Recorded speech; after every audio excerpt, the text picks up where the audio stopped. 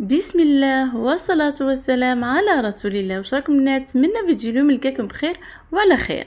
وصفتنا اليوم راح تكون قناوية، بما انه هذا وقتها وكيما طاحت في السوق فحبيت نشاركها معاكم. هنايا في كوكوت راح ندير قطع من اللحم، ومن الافضل القناوية تحب لدام، يعني اللحم اللي يكون ميدم، وعادة نديروها بالذيل تاع الخروف. هنايا عندي 2 حبات كبار بصلة كنت قطعتهم عشوائي. هنا البصلة درتها قطع كبيرة لاني من بعد راح نصفي المرق. وهنا درت كمية مليحة من الثوم، الملح اكيد، راس حانوت، وفلفل احمر حلو ولا حار اختياري. هنايا الكركم مش ضروري في الوصفة، لكن انا نضيفه في المرق الاحمر ولا الابيض، نضيفه على الفايدة نتاعو. هنايا 2 حبات من الطماطم ثاني كنت قطعتهم، وقرن فلفل حار، وملعقة كبيرة ولا ملعقة ونصف من طماطم مصبرة، والزيت اكيد. راح نقلي مليح هذا اللحم مليح حتى البصله نتاعنا تذبل والطماطم تطلق الماء، والبصله ثاني هكاك، واللحم نتاعنا يتكشن مليح باش نمرق بالمرق يكون سخون. هنا القناويه كنت شاركت معاكم كيفاش نقيها. انا هنا القناويه ديما كي نجيبها مثلا كنعود معوله باش نطيبها للغدا، نقيها مثلا نشريها ونقيها قبل بليله، لانه تدي الوقت في التنقيه.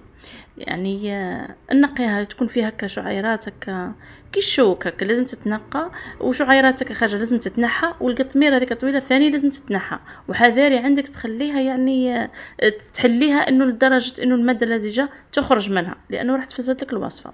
انا بما انه كانت هنا مخلطه الخشينه والرقيقه كنت قسمتها، لانه القناويه الرقيقه هي اللي تجي بنينه، فالخشينه نخليها نطيبها وحدها وجبه وحدها، والرقيقه والمتوسطه وجبه وحدها.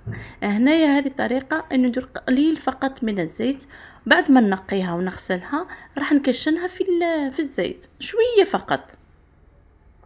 هذه طريقه مليحه للقناويه والمونشتو اللي هو اللوبيا الخضراء ولا الفاصوليا الخضراء.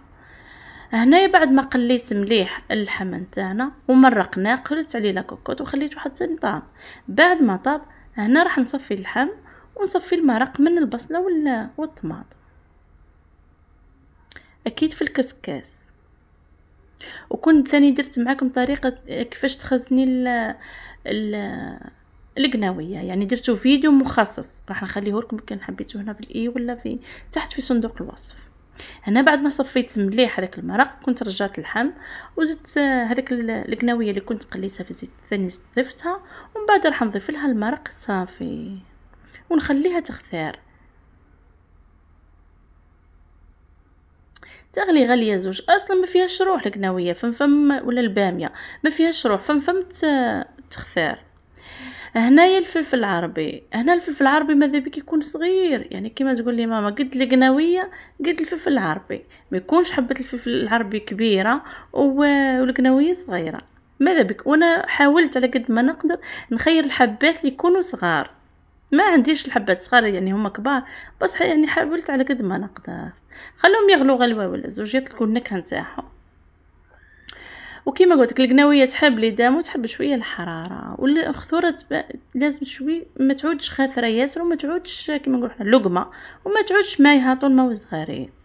وهي اصلا حتى كي طيبي مثلا كميه غدا وعشاء راح تختار، هي بعد في هذيك الماده فم تربط، يعني فم تجمل وتختار، يعني في مجرد ما تركح يعني نقولوا 10 دقائق راح تزيد تجمر.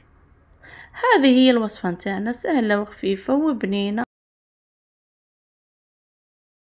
وهذا وقت القناوية. خاصة احنا هنا عندنا في بسكرة القناوية كان طاحت، يعني نخبوا منها ونطيبوا منها ونعرضوا عليها، فيعني من الوصفات يعني الراقية اللي كيجيك ضيف تطيبيها وتحمري وجهك بها. اكيد تترافق بالمطلوع، يعني اذا درت لنا القناوية لازم نقولوا الخميرة.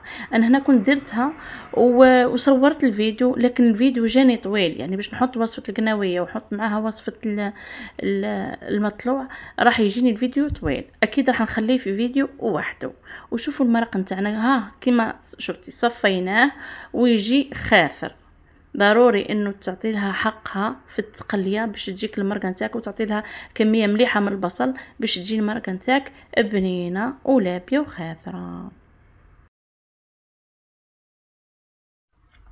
وهذا كان اقتراحنا لليوم. نتمنى حبيباتي تكون عجبتكم طريقتي، ويعني اذا كان اختلاف يعني في الطريقه نتمنى نفيدوا بعضنا حتى في التعليقات.